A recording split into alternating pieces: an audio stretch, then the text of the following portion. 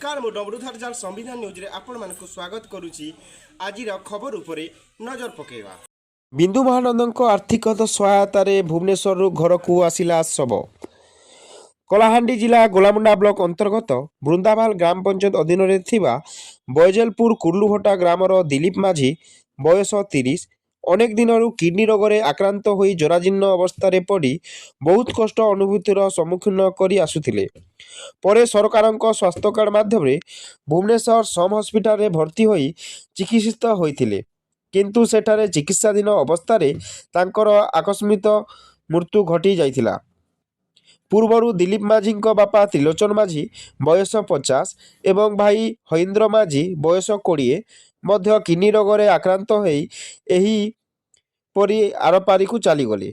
बापा भाई को हराई दिलीप माझी निजे किडनी रोग सह संग्राम करी परिवारर माँ स्त्री एवं 3 ରୁ 4 वर्षर पुओ को छाड़ी दे भुवनेश्वर सब हस्पिटाल आखि बुझी चलीगले। सेठारु सबको घर को आनिबा व्यवस्था पाई आर्थिक समस्या भितर मृत्यु परिवार ना थिला गाड़ी ना थिला टंका पैसा।